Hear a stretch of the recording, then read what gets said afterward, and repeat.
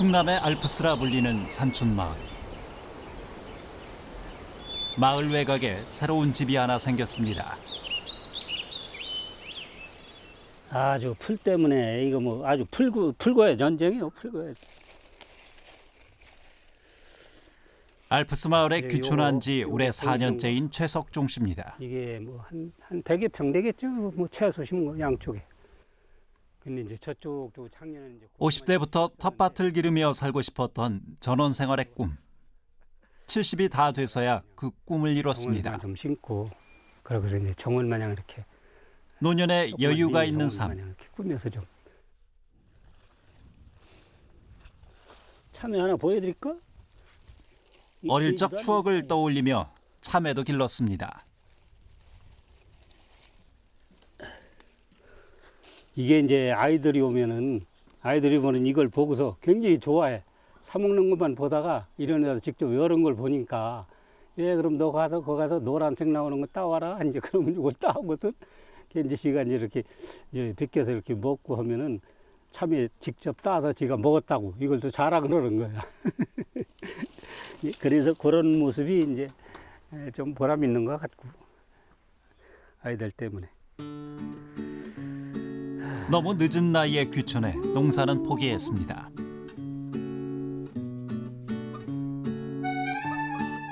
하루 일과 중 유일한 소일거리는 닭에 모이를 주거나 채소밭을 돌보는 것이 전부.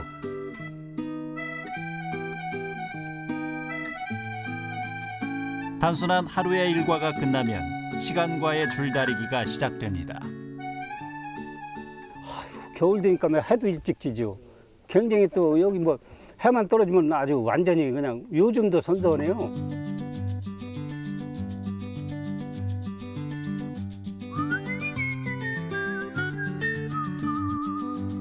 귀촌인 최석종 씨가 삶의 활력을 얻기 시작한 것은 축제 덕분이었습니다.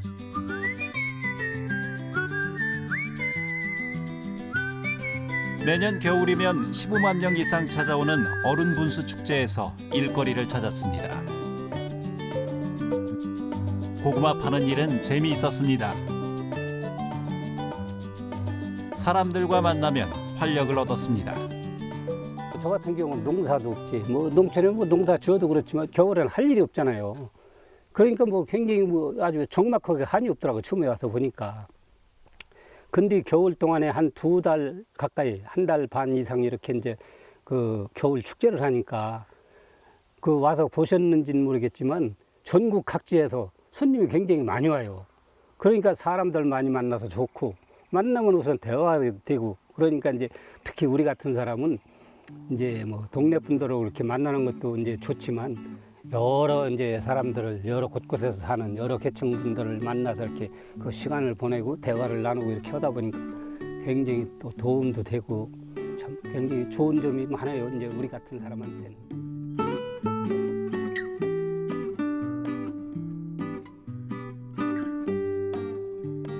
전형적인 산촌 마을인 운곡리. 산마늘은 서늘한 곳을 좋아해 운곡리의 기후에 잘 맞는 작물입니다.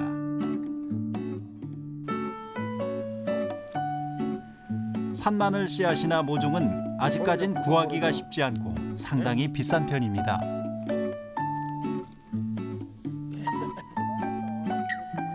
고소득 작물 중에 하나인데 운곡리에서 명이를 처음으로 재배하기 시작해 널리 보급한 이가 있습니다. 바로 올해 귀농 10년째인 최규호 씨입니다.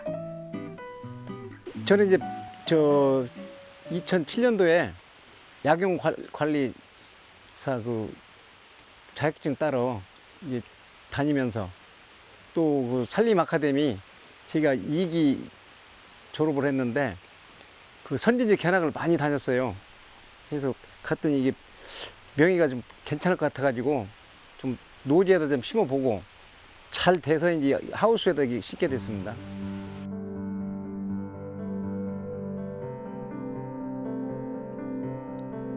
사업 실패 후 귀농을 결심한 최규호 씨. 그가 귀농할 때 가진 돈은 50만 원이 전부. 어려운 형편이었지만 최소 3년 이상 지나야 수익을 내는 임산물을 기르기 시작했습니다. 돈이 없어 버려진 땅을 임대해 농사를 지었습니다. 이제는 자신의 농장을 가질 만큼 성공했습니다. 이웃 토지가 많이 있습니다. 이게 주변에 보면 옛날에 고구마 심고 고추 심는 데가 지금 다 묵어 있어가지고 칡밭 됐어, 칡밭. 그래서 그 조금만 손 보면은 이런 작물 심으면은 이게 뭐 키우기도 좋고 한번 심어 놓으면 이거 뭐 오래 가는 작물이라 이렇게 뭐 인건비도 상당히 줄일 수가 있고 또 이렇게 전답에 심으면은 할머니들이 앉아서 수확하기가 쉽잖아요. 그래서 앞으로 이제 이게 많이 확대될 것 같아요.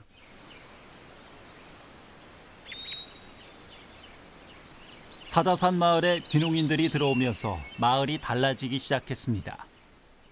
이거 체험말이 우리가 2009년도에 졌나? 10년도에 졌나? 귀농하면서부터 마을 이장을 지낸 이재두 씨. 2009년도. 내가 2007년도에부터 이장 시작해갖고 2008년도에 사업계획서 냈어. 그래도 형님은 그래도 밤나무라도 많이 심어놓고 미리 준비하고 귀촌해서 오자마자 뭐 집 짓고 밤 주워서 뭐 유행가 가사에 뭐 고향은 아늑하는 뭐 엄마의 품인가 진짜 엄마 품 같아요. 고향에 오니까 너무 좋더라고. 그래 지금 이제 자리 잡고 10년 넘었죠. 지금 10년 넘었는데 뭐 걱정할 게 있어요. 뭐 애들은 다 나가서 살고 집사람하고 나하고 둘이 사는데 뭐 생활을 쪼들릴 게 있나. 그래도 그 산채 그거 심어서 고사리하고 명이나무라고 그래서 그거 갖고 밤도 심고 그 이제 거의 직거래를 다 하는데 그런 대로 생활에는 지장 없고 오히려 애들 용돈 주고 할 정도 형편이 피니까 재밌어요. 오히려 도시도 왜 나가다 도시 나가서 고생했나 싶고.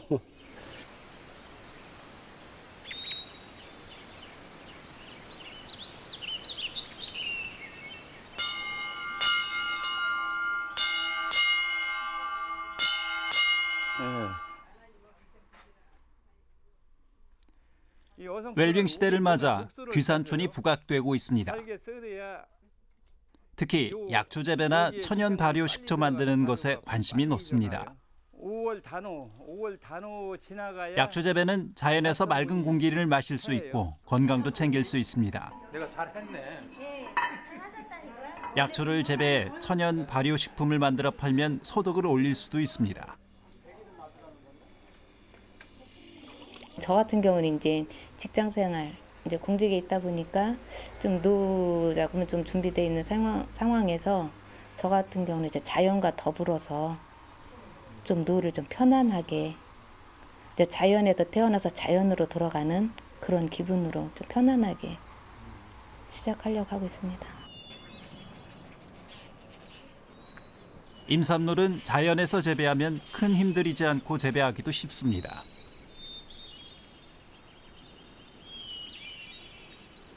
하지만 수유가 한정돼 있고 재배 기간이 길어 작물 선택을 잘못하면 큰 피해를 입을 수도 있습니다. 우리나라는 너무 많이 심어지는 것 같아서 그것도 안타깝고 이 나무가 한 나무에 100만 원치 나온다고 100kg.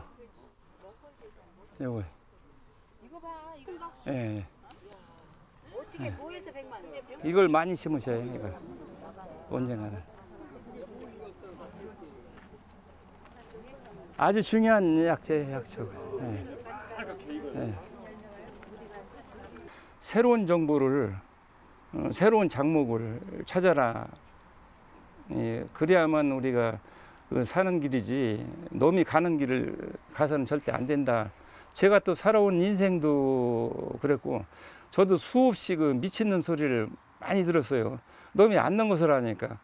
그래서 1%의 가능성에 도전해라.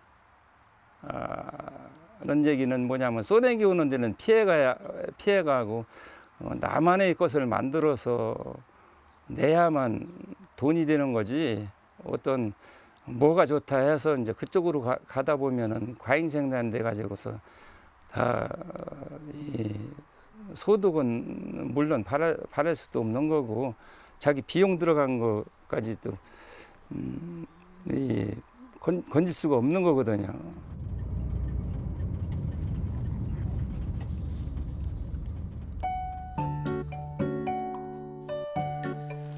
대추꽃이 활짝 피었습니다. 보은에서 명품 대추를 생산하고 있는 김충식 씨. 그는 농사 경험이 전혀 없는 상태에서 귀농했습니다.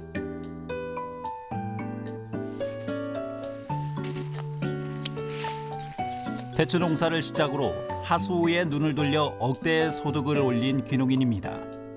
제 생각에는 우선 내려오시는 대로 먼저 농사 하는 대로 가서 직접 배워라 라고 그 기술센터나 보험군에서 군에서 운영하는 이런 교육 과정을 철저히 듣고 하고 좀 했으면은 그 아무래도 빨리 정착하고 성공하지 않을까 이렇게 생각을 하고 있습니다.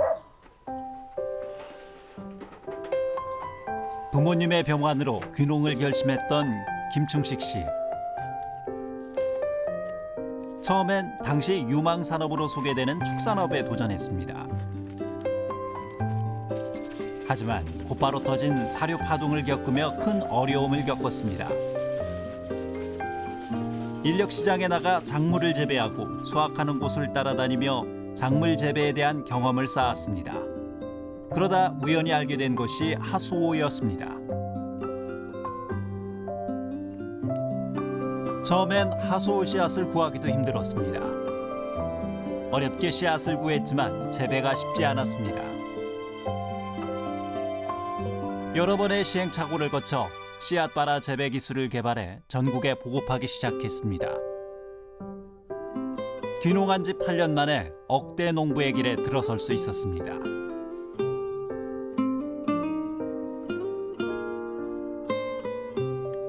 하수오를 파는 데는 어려움이 없었습니다. 그동안 쌓아온 명품 배추와 대추 농사 덕에 고정 고객을 확보할 수 있었습니다.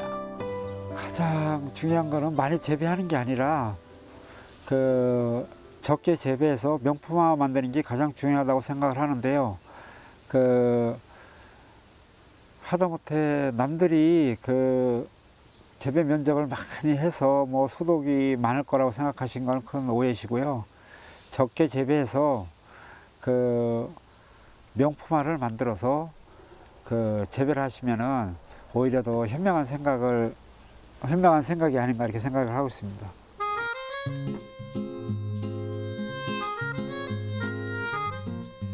지리산 자락에 자리한 산골마을 복동리. 이곳에서 흔하게 볼 수 있는 것은 머루밭입니다. 아이고 세상에 포도매이네 포도매라. 싱그럽게 익어가는 머루. 예전엔 어느 산이든 흔하게 볼 수 있었던 작물입니다. 복동마을에서 산머루를 재배하는 농민들은 50여 가구. 대부분 70세가 넘는 분들이 산머루를 재배해 고소득을 올리고 있습니다.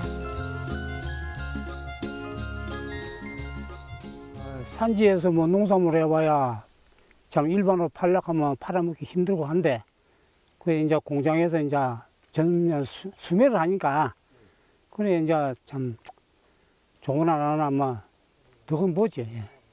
예. 이게 일반으로는 다 팔아먹지는 못합니다. 이걸 예.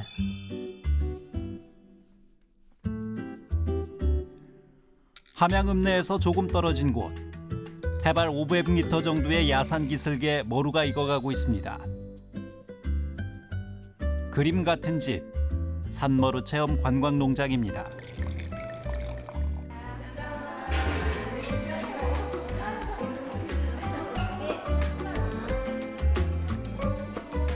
머루 주스와 와인을 맛보려는 사람들이 줄을 이었습니다.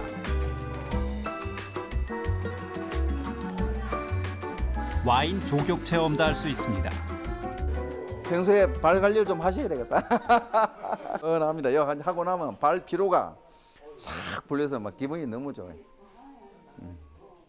와인 조격이란 이색적인 체험으로 이곳을 찾는 방문객은 연 8만여 명이나 됩니다. 발이 밝았다 그죠? 진짜 그러네요. 귀농으로 성공한 이 관광농원의 대표는 이상인 씨. 아마 이제 한 그가 귀농을 하게 된 곳은 각박한 도시 생활에 대한 염증이었습니다.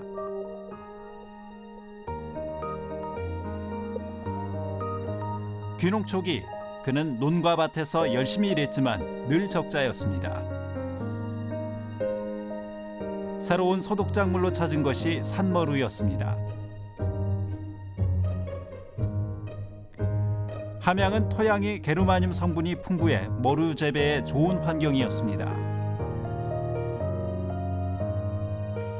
다양한 머루 품종을 구해 시험 재배하며 우수한 품종을 육성했습니다.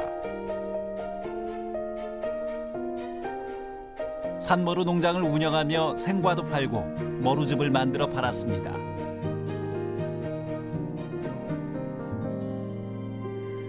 소비자들의 반응이 좋아 생산 규모를 늘렸습니다. 주변 마을 사람들에게 머루 재배를 가르치며 생산된 것은 책임 수매했습니다.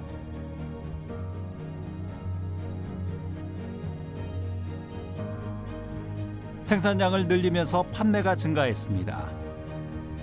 돈이 들어오고 돈이 들어오는 대로 공장의 규모도 늘렸습니다. 그런데 규모가 커지면서 문제가 생기기 시작했습니다. 제가 이제 그 제품을 판매해서 제품을 가공을 해서 시중에 농협 매장이라든가 백화점이라든가 이런 이제 이렇게 판매를 해봤는데 처음에는 판매가 참 잘 됐어요. 그런데 이제 어느 정도 물량이 되니까 물량이 좀 늘어나고 하니까 제가 직접 관리를 못 하게 되잖아요.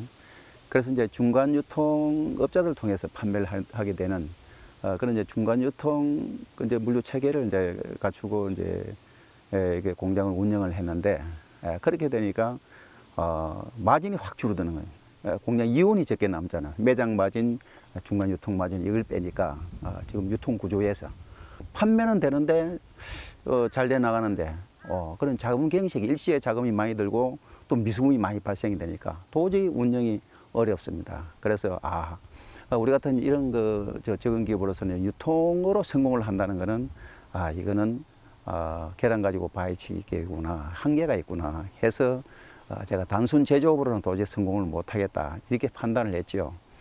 그래서 공장 문을 닫았습니다. 제가.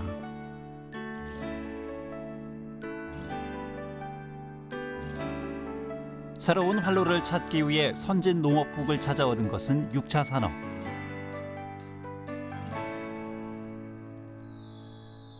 특산물을 생산, 가공하고 체험 농장을 운영하며 도시민을 유치해 수익을 얻는 것이었습니다.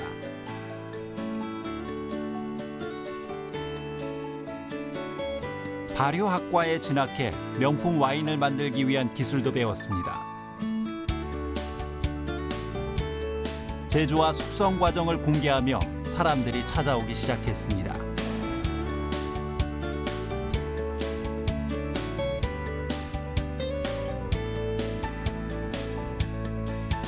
산머루를 테마로 한 체험 관광 농업의 시작이었습니다.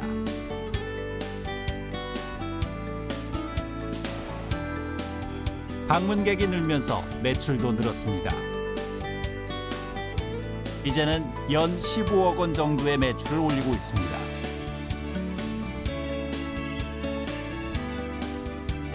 체험 관광객이 구매하는 비율은 전체 매출의 70% 이상. 머루라는 산림 자원을 체험 서비스와 결합해 6차 산업으로 성공한 것입니다. 체험 관광 산업을 활성화시킴으로 해서 도시민들이 여기 저희 농장에 와서 체험하고 견학하고 또 제품을 직접 사가잖아요. 여기 오면 제품을 사가니까.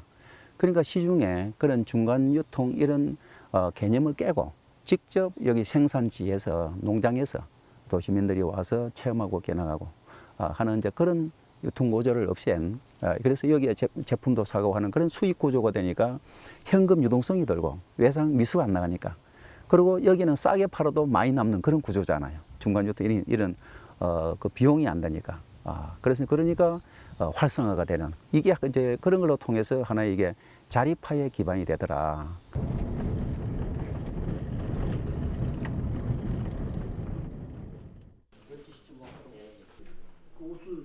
지난 2015년에 문을 연 부여 임업교육센터. 임산물 재배 이론뿐만 아니라 가공에서 유통, 판매까지 현장 실습을 중심으로 교육하는 곳입니다. 농작물 거기에서 핵심적으로 가야 되고 그 다음에 꼭 서류를 사업계획서상으로서 이곳에서는 귀농한 사람뿐만 아니라 예비 귀농인까지 다양한 사람들이 찾습니다. 그 안에서 숲 프로그램 같은 걸 하고 오는 분이 오면은 그분들이 와서 먹고 쓰고 가는 비용만 해도 나는 소득이 돼. 그러면 여기다 심어놓은 요즘 교육생들이 가장 관심을 갖는 것은 복합 영농. 산림청은 귀산촌 정착을 원하는 이들에게 창업 자금을 지원합니다. 그래서 이제 저게 구분이 돼 있다는 걸 아시면 돼요. 근데 복합경영 사업은 전문 임업인한테만 딱 50%. 지원 대상은 귀촌한 지 5년 이내 임업인, 산림 분야 교육을 40시간 이상 이수하고 2년 이내 귀산촌 예정인 사람들을 대상으로 1인당 3억 원까지 지원합니다. 그런 것들을 규정하고 있는 게 있는데 거기에 따라서 교육장마다 분야별로 멘토가 있어 귀산촌 정착에 도움을 주고 있습니다. 꼭 확인하고 보셔야 돼요.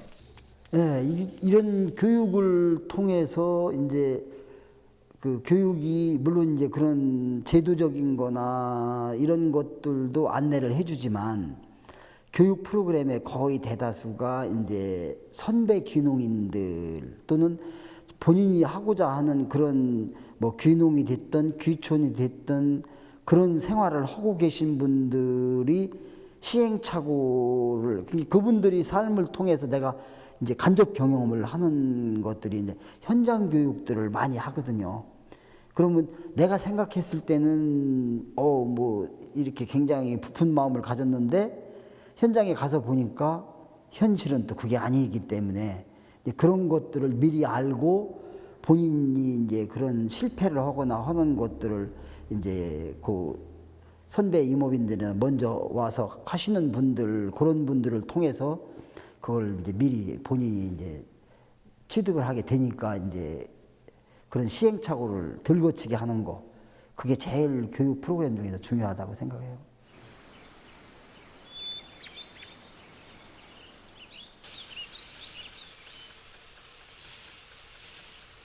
버섯을 기르며 체험마을을 운영하고 있는 귀농인 박우학 씨. 버섯을 재배한 지 20여 년. 요즘 그는 얼굴이 펴질 날이 없습니다. 귀농인들이 늘면서 생산 원가를 줄이기 위한 싸움을 벌이기 때문입니다.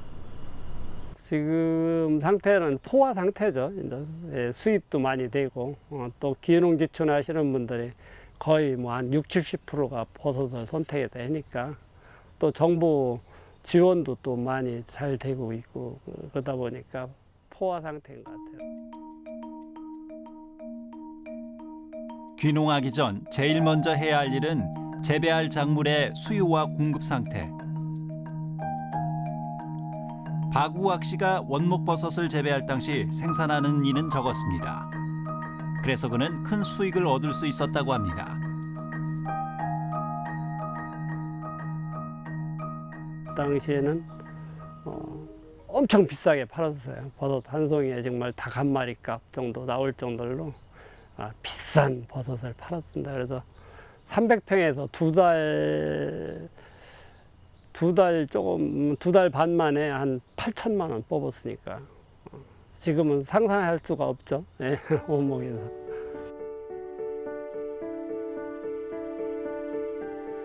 버섯 재배 농가가 늘면서 새로운 소득 작물로 아로니아를 재배했습니다. 아로니아를 재배한 지 10여 년. 이젠 아로니아도 가격이 폭락해 명품으로 재배하지 못하면 제값을 받기 어렵습니다.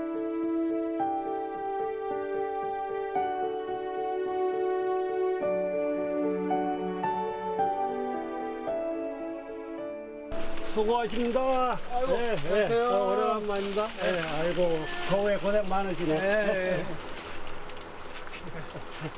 어쩌시죠? 일하는 거 보고. 요즘 농리마을엔 귀농인들이 늘고 있습니다.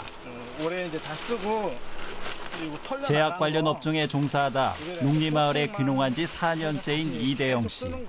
처음에 할 때가 후다디가 많이 들어요. 그는 마을 사람들과는 달리 딸기를 주 장목으로 선택했습니다. 양보는 이제 원래 귀농하기 3년 전부터 철저히 준비했지만 이론과 현실은 달랐습니다. 이거 잘 모아요. 손님이 찾아왔건만 부부는 일손을 멈추지 않고 있습니다. 좋은 품질, 좋은 가격을 받기 위해서는 그렇게 진짜 한시도 쉬지를 못해요. 시작서부터 끝까지. 항상 4시 반에 일어났어요. 저녁에는 한 10시나 11시쯤에 자갖고 한 5시간, 6시간은 자요, 그래도. 저희 실패에 대한 두려움은 엄청 컸어요. 왜냐하면 농사의 농자도 모르고 딸기의 딸자도 모르잖아요. 근데 교육만 받으러 다녔지 실제 애들 작물에 대한 그 이해를 못 하잖아요. 어떻게 생겼는지, 어떻게 자라는지, 뭐가 이상이 있는지 모르잖아요. 뭐 사람은 어디 아프면 어디 아프니까 아기들도 어디 아프면 울잖아요. 배고파도 울고. 그럼 먹이 줘야 되겠다. 아니면 뭐 약을 먹어야 되겠다. 이런 거 기저귀를 갈아야 되겠다. 이런 걸 알 수 있는데 작물들은 그런 거 모르잖아요. 그게 너무 힘들었어요. 그리고 이해를 못하니까 이론은 알지만 이해를 못하니까 힘들었는데 정말 첫 해 딸기를 딱 심을 때 겁이 덜컥 나더라고요. 왜냐하면 이 시설비가 초기 시설비가 꽤 많이 들어가거든요. 그거에 대한 두려움, 처음 이제 생산하는 거 실패에 대한 두려움이 굉장히 컸어요. 근데 이제 저희가 이제 논산에 멘토가 있었어요. 멘토. 그분한테 이제 전적으로 사실 어떻게 보면 물고 늘어진 거죠. 모방 농사를 지었다고 보셔도 돼요. 그분이 하시는 거 대로 따라서 아니면 막 매일 전화하고 동영상 찍어서 올리고 보내고 또 쫓아가고 이렇게 해가지고 첫 해도 실패는 안 했어요. 그래서 그렇게 해서 지금 4년 차까지 아직까지 실패 없이 잘 하고 있습니다. 농업이라는 게 옛날처럼 그냥 관행농을 하는 게 아니고 요즘에는 저는 정밀산업이라고 봐요. 정밀산업이라고 봐도 될 것 같아요. 농업에 저 딸기에 작물에 딱 맞게 적시에 그때마다 필요한 영양분이라든지 이런 것들을 제때 공급을 해줘야 가장 왕성하고 가장 좋은 품질을 생산할 수 있거든요. 그거에 대한 노력, 연구 이런 거를 많이 해야 사실은 좋은 품질을.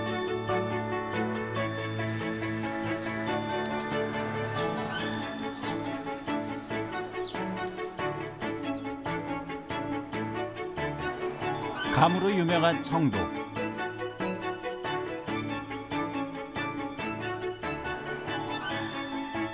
(1km에) 이르는 긴 터널벽엔 와인병이 가득합니다. 오크통에 와인을 담아 숙성하는 모습도 볼 수 있습니다. 연중 사람들의 발길이 이어지는 와인 터널. 원래 예상은 한 60만 명 조금 넘었을 것 같고요. 많이 올 때는 한 80만 명. 하루에 정말 많이 올 때는 한 2만 5천 명까지 온 적이 있었습니다. 언니 하나 줘라. 와인하면 포도라는 고정관념을 벗어나 청도의 특산물 감으로 와인을 만든 하상우 씨. 정상에 오면은 전부 다 외국 와인을 대접하거든요. 우리 술이 없습니다. 술은 그날의 어떤 뭐랄까 이미지, 자존심, 어떤 아이덴티티 뭐 이런 거 있잖아요. 감이 가지고 있는 고유의 감칠맛이 살아있는 감 와인.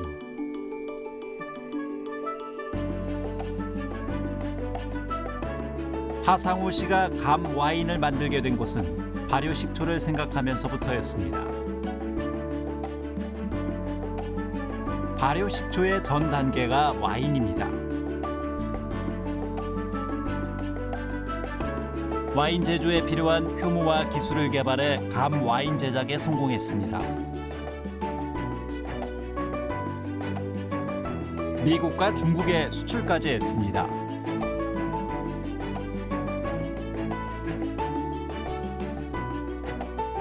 (5년간의) 숙성 실험을 거쳐 명품의 감 와인을 만들었지만 판매하긴 쉽지 않았습니다. 제가 이제 감으로 열심히 와인을 만들었는데 서울의 백화점에 납품을 해보니까 매장에서 경쟁이 참 어렵다는 것을 제가 느꼈습니다. 그래서 매장에 경쟁하면은 우리 회사가 특별하게 비교 우위가 되는 게 없다 이런 생각을 했고, 그렇게 생각을 하다 보니까 경쟁의 그 마케팅은 전쟁인데 전쟁터를 매장이 아닌 필드로 옮기면 좋겠다라고 마음을 먹었습니다. 그래서 청도는 아름다운 감밭이 있고 산천이 있고 그리고 또 뭐 없는가, 제가 청도를 샅샅이 뒤지다 보니까 청도에 80년간 사용하지 않는 그런 그 폐터널이 있었습니다. 그걸 이제 저희들이 국가하고 계약을 해가지고 와인을 이제 숙성하기 시작했습니다.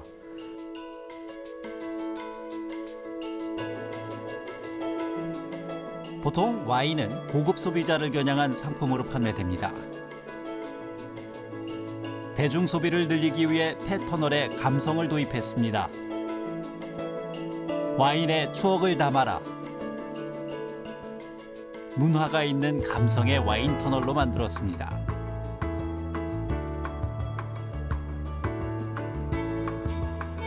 연매출 30억 원을 올리는 이곳의 성공 요인은 먼저 농산물을 안정적으로 공급하는 가밀한 지역 특산물이 있었고, 특산물이 와인으로 만들어져 문화 서비스와 어우러지며 관광객을 유치할 수 있었습니다. 이제 많은 분들이 오다 보니까 이 동네에, 정말 잊혀진 조그만 동네에 상가가 32개가 생기고 또 땅값도 올라갈 뿐더러 이제 외부에 나가는 자식들도 와서 이제 장사를 하게 되고, 특히 청도는 집집마다 이제 감 농사를 짓습니다. 저희들이 그 감을 수매해 가지고 상품을 만들어서 판매하다 보니까 뭐 지역적으로 저희 기업도 좋고 또 동네도 발전되고, 전체적으로 또 감을 가지고 소주가 아닌 와인을 만들다 보니까 우리 청도 감의 품격도 많이 올라갔습니다.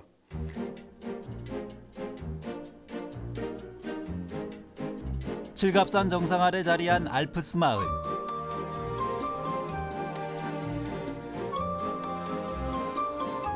전형적인 산촌 마을에서 전국 최우수 으뜸 마을이 된 곳입니다.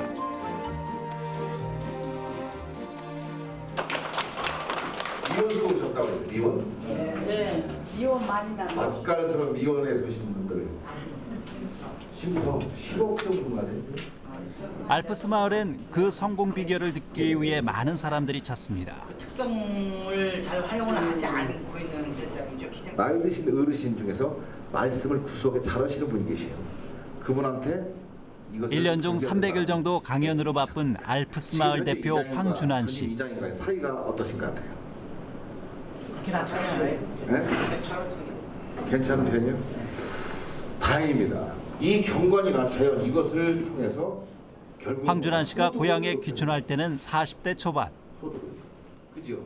당시 알프스 마을은 전국에서 가장 못 사는 희망이 보이지 않는 마을이었습니다. 그럼 첫 번째 본인을 먹어야 돼. 사람이 와야 돼. 우리 마을의 현황이 농업을 봤을 때 희망이 없었다는 거죠. 농업을 하려면 농토가 좀 넓고 좀 광활해야 되는데 우리 마을이 가지고 있는 면적 중에서 약 10% 내외가 농업이 차지하는 면적이었습니다. 다른 것은 다 뭐 산림자원, 저수지 뭐 이런 거다 보니까 정작 우리가 기반을 삼아왔던 농업이 어떤 비중이 약하기 때문에 그런 것에서는 희망이 없다. 그래서 이제 우리 마을이 가지고 있는 다른 측면을 생각해 봤을 때 이것을 계절적으로 나눠서 한번 해보자. 색깔 있게 하다 보니까 이제 겨울에 우리 지역이 음지정이 있어서 그 지형을 활용을 해서 얼음 축제라는 것을 만들어내게 됐죠.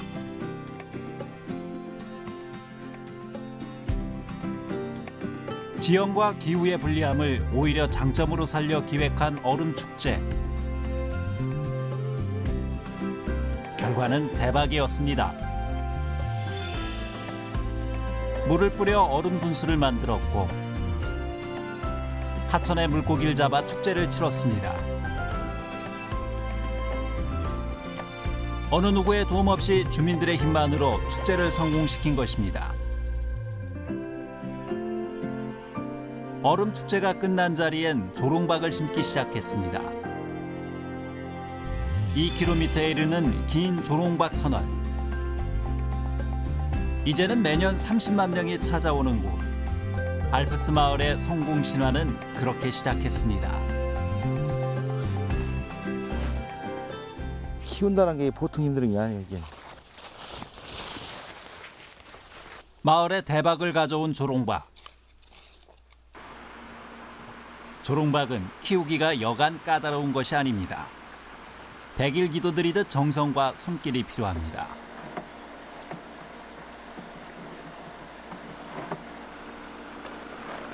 이제는 성공한 마을의 대표지만 황준환 씨는 아직도 조롱박을 관리합니다.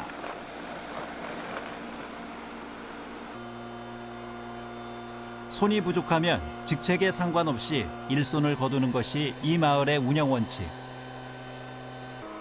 최규산 씨는 기계 관련 공직에 있다가 퇴직하고 알프스 마을에 귀촌했습니다. 쉬기 위해 귀촌했지만 이젠 귀농인이 되었습니다. 저희도 단lang함이 있어가지고 쉴 목적으로 내려왔는데 막상 내려와서 보니까 시골에서 혼자 살 수가 없어요. 여건이. 주위 사람과 어울리고 같이 어울려야지 놀러 다니고 여행 다니는 것도 한계가 있더라고요. 제가. 그래서 이 마을 영농자로 일을 하다 보니까 몸도 좋아지고 규칙적인 생활을 하니까 또 소득도 생기고 애들이고 뭐 손주들한테 잘해줄 수 있고 또 주위 서비스 산업이다 보니까 손님들이 많이 와가지고 많은 대화 하다 보니까 참 마음도 밝아지고 모든 여건이 이렇게 좋아지는 겁니다, 자체가. 위에 이래요. 위에 뽑아줘요. 일하면서 즐거움을 찾은 최규산 씨. 어떻게 제대로 돼야지. 이게 박이 박을 보며 자신의 삶을 되돌아봅니다. 사람 사는 것도 조롱박과 다르지 않습니다. 그다음에 박잎을 삶아가지고 고기를 싸먹던가 이런 것도 합니다. 네, 박 자체가 영양이 풍부하기 때문에 아주 좋습니다. 되게. 박잎 냄새 맡아보세요. 냄새.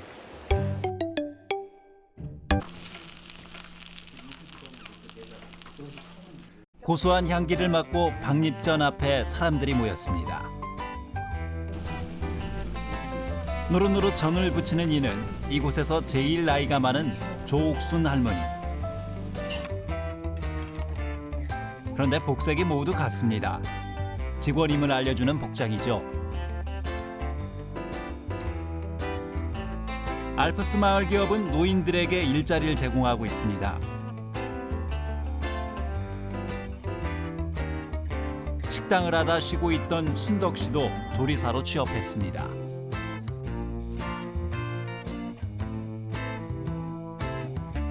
고향 마을로 4년 전 귀촌한 갑춘 씨도 생애 첫 직장을 얻었습니다.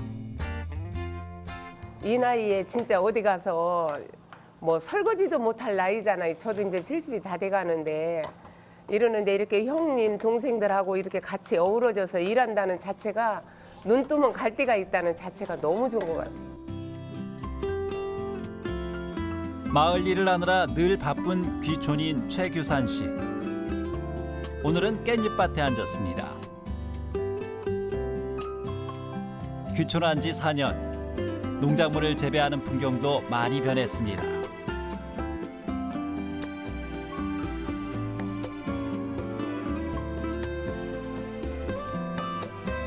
달에 농사를 짓고 있는 황인세 씨는 마을 축제 덕분에 큰 덕을 받습니다.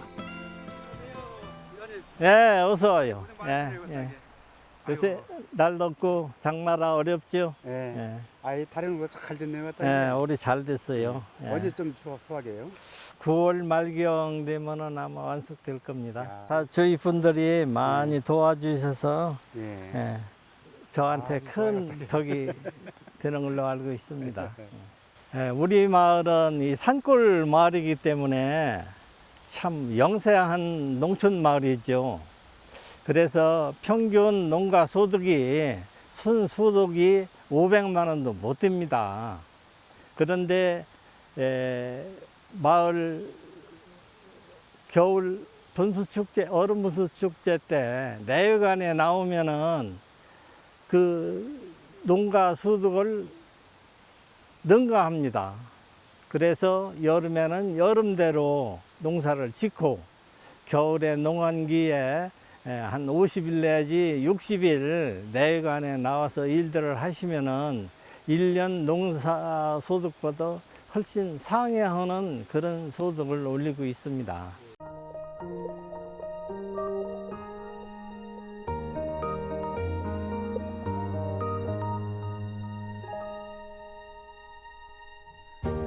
알프스 마을의 꿈이 담긴 뷰티센터. 박을 재료로 화장품을 만들고 체험하는 곳입니다. 그동안 마을에 특산품이 없어 농산물 가공은 못하고 있었습니다. 하지만 이젠 2차 가공과 3차 서비스가 어우러져 완전한 6차 산업을 시작하게 됐습니다.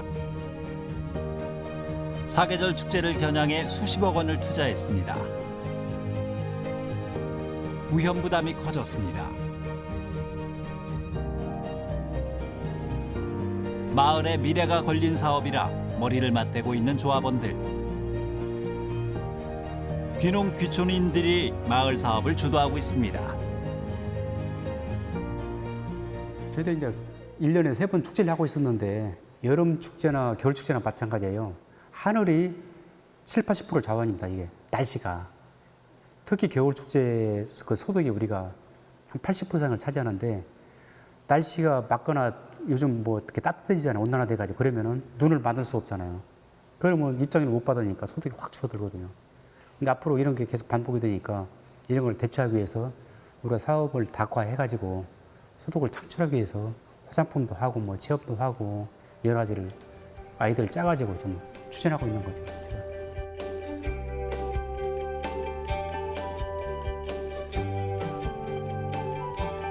조그만 마을 기업이 화장품으로 대기업과 경쟁할 수는 없습니다.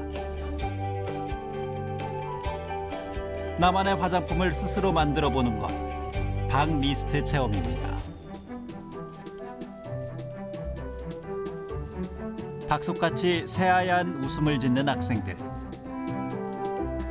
아직까진 성공적입니다.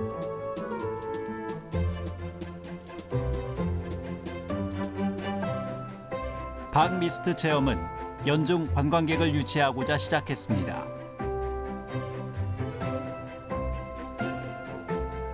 박 하나로 새로운 미래를 열어가는 알프스 마을. 서비스를 해본 경험이 있는 귀농인들, 그들의 역할이 더욱 커졌습니다.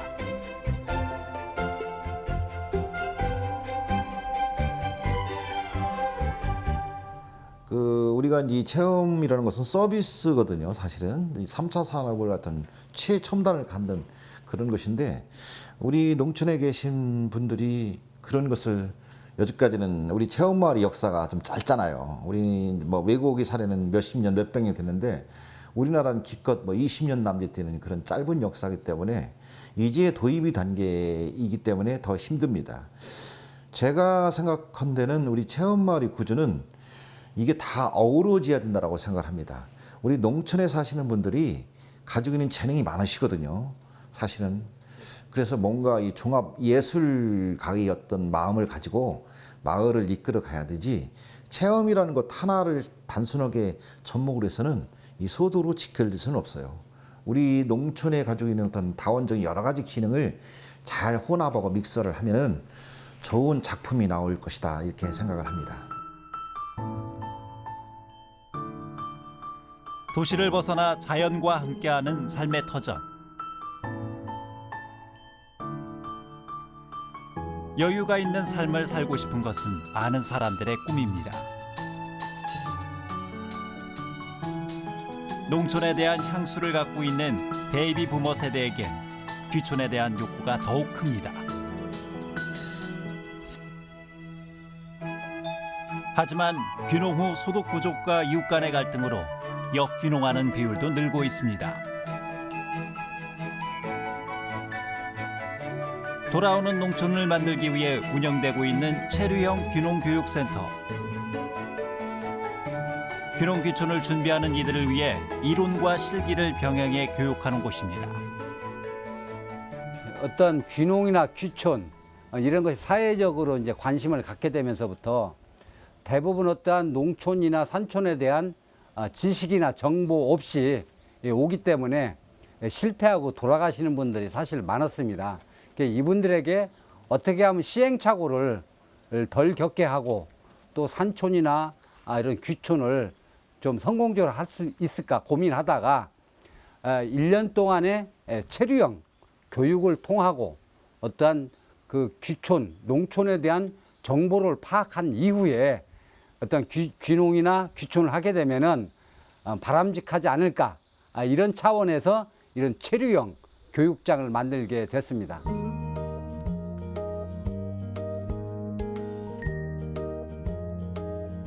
부부가 함께 거주하는 공간엔 자급자족할 정도의 넓은 텃밭도 있습니다.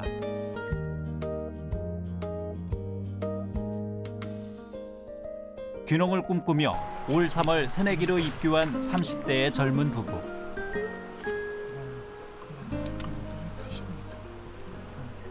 아직 풀 매는 일도 익숙하진 않지만 곧 숙련된 농부가 될 것입니다.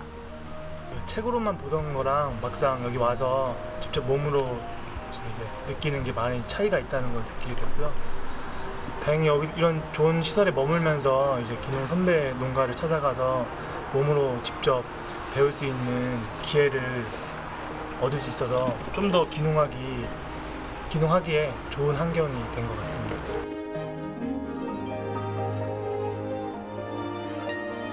제2의 인생을 여는 귀농 귀촌.